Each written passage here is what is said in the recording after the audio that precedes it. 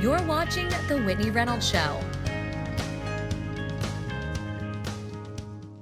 Now, this movie was set in the 50s. Is there some universal theme that is played out today? Absolutely. Family is the most obvious. We all have family, and we all have moments where we don't get along or there's some sort of miscommunication among us. So I think it's definitely a theme that everybody can relate to, for sure. Can it play out just beyond family to just kind of like breaking barriers? Is there a lot of that going out in the world today? I think so. I think there's a little bit of those elements in this film, and there's something that everyone can relate to in Fences, I think. Okay, and then Steven, your character says a lot of profound words. It's just, you kind of just repeat these wonderful sayings.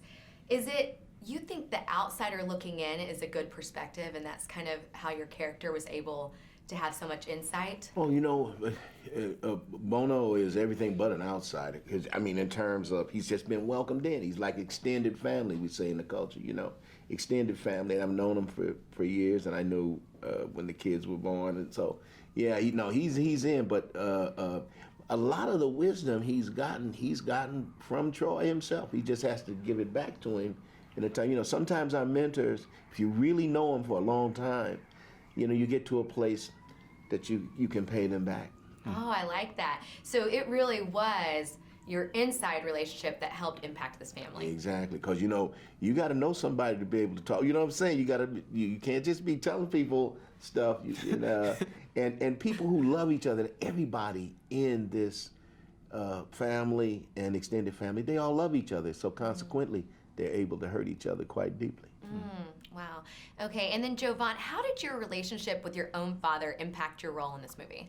Just informed me. It formed, it reminded me of how foolish I probably was when I was in high school, and how much I didn't necessarily take his advice right away.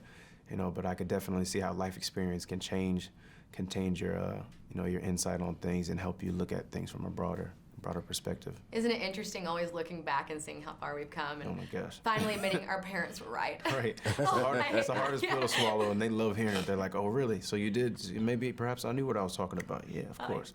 Maybe a little something. So were you, either of you, worried about doing this play justice on the big screen? Oh, yeah. Yes. Absolutely.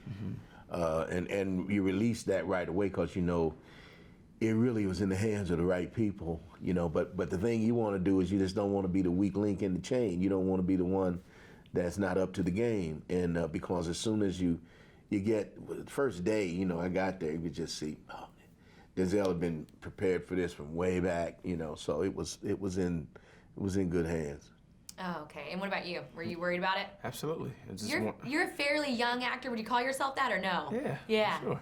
You got your feet wet in a big way, yeah. In a big way. And I definitely wanted to make sure I could do what I can to just keep up with everybody.